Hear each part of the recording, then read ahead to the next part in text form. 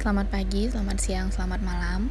Nama saya Agnes Permatasari Barus dengan NIM 1801211088 dari Perguruan Tinggi STEMIK Pelita Nusantara.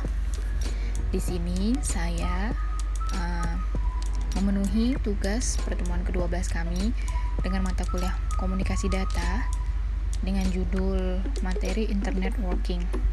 Di sini saya akan menjelaskan sedikit pemahaman saya tentang internet working. Nah, dari berbagai cara juga bisa kita lakukan untuk menyambung ke jaringan atau ke dalam jaringan internet. Di sini ada dial-up, ADSL, wireless, fiber optik, satelit, dan direct kabel. Di sini yang paling sering kita dengar atau sering kita pahami yaitu tentang wireless. Dan kita akan bicarakan soal wireless LAN. Standar wireless LAN atau WLAN untuk penggunaan di dalam ruangan adalah IEEE 802.11, di mana terdapat beberapa variasi sejak pertama kali 802.11 ini diperkenalkan dengan menggunakan frekuensi 2,4 GHz dan bandwidth hanya 2 Mbps. Hanya ada 11 kanal dalam bandwidth 83,5 MHz, sehingga penggunaan radio menjadi amat sangat terbatas. Nah, 802.11 ini dapat dipakai di mana-mana. Di bagian computing, di bagian consumer elektronik, atau di bagian alat mesin mobil.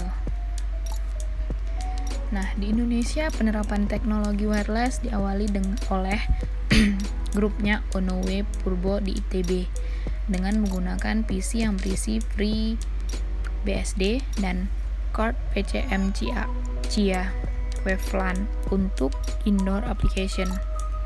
Nah, WaveLAN sendiri itu merupakan nama produk yang sekarang sudah dipasarkan dengan nama Orinoco dari Avaya. Nah, di sini ada cara bagaimana membuat wireless LAN yang murah, tetapi jaraknya tidak bisa terlalu jauh. Nah, di sini kita hanya menggunakan PC dan FreeBSD Linux, terus ada wireless card PCM Chia tadi, terus ada PCI cardnya, lalu ada antena grid parabolik, dan tentunya menggunakan kabel koaksial. Lalu saat ini industri di wireless sudah bisa membuat wireless in the box, contohnya pada gambar ini. Kita tidak perlu lagi menggunakan PC, langsung menyambung antena dan kabel RJ45 ke switch. Selain itu, wireless in the box juga sudah tersedia versi USB yang ukurannya lebih kecil, lebih praktis dan minimalis. Nah, ini gambarnya.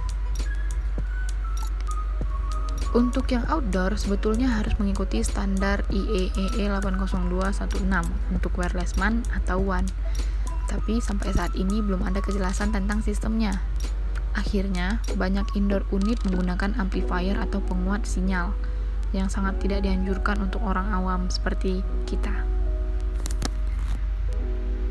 Indoor unit dengan antena luar bisa maksimum sekitar 5 km menggunakan wireless in the box. Contohnya Compax atau Planet. Outdoor unit dengan antena luar bisa sampai 40 km menggunakan Waverider. Nah, 802.11 ini adalah pemenang dari sistem nirkabel atau wireless Ethernet. Mengapa? Karena wireless Ethernet itu mudah, IP-nya basic dan bisa langsung dipakai. Terus banyak perusahaan yang mendukung dan dapat langsung diterapkan pada access point dan station mereka. Lalu tersedia untuk komputer consumer electronics dan pemakaian telematik. Hyperland 2 HIS-1 yang merupakan standar Eropa tidak akan menjadi pemain utama. Kenapa? Karena mereka bermasalah di aplikasinya. Pemakaiannya rumit, mahal, dan masih dalam standar wireless ATM. Sistemnya terlambat keluar, pengaturannya terpusat. Lalu kebanyakan perusahaan Eropa dan Jepang mendukung 802.11. Selanjutnya, Home RF berada di bayang-bayang 802.11. Pasar Home RF 2.0 terlalu kecil dan terlambat untuk masuk. Intel yang sudah menghentikan dukungannya terhadap Home RF, lalu Bluetooth dipakai untuk jaringan sederhana, bandwidth, efisiensi, kapasitas sistemnya semua sangat terbatas. Isu-isu di sekitar wireless teknologi. Di sini ada FHSS versus DSSS, lalu ada real throughput, lalu ada jarak antar device, kemudian pemakaian linear amplifier, lalu ada peraturan yang akan berlaku.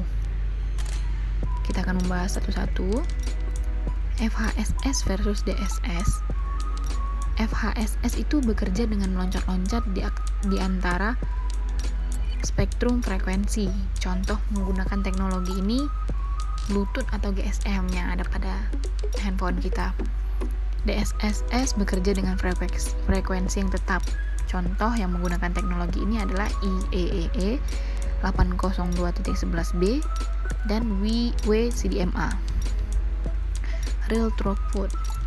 Kecepatan pemindahan data yang nyata biasanya tidak akan sampai 11 Mbps seperti yang tertera di spesifikasinya antara satu titik dengan titik lain.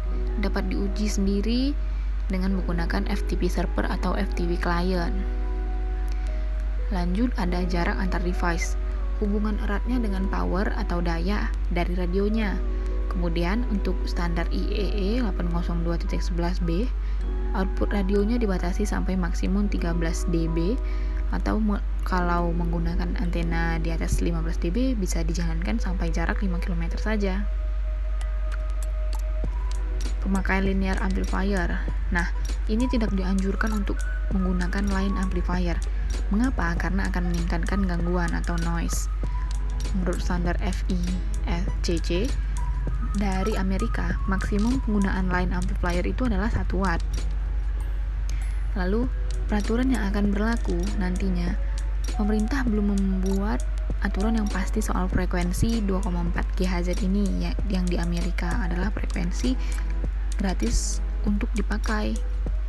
Lalu dalam waktu dekat akan ada peraturan yang mengharuskan ISP untuk membayar base stationnya.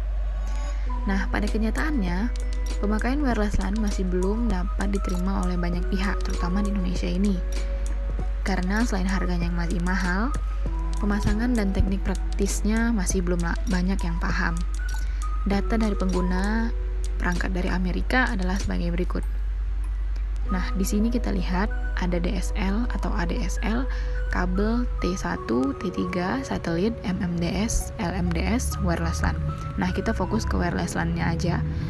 Kalian bisa lihat di Amerika, perangkat yang menggunakan wireless LAN itu di rumah, yang ada di perumahan-perumahan atau di rumah itu jarang ada, bahkan tidak ada.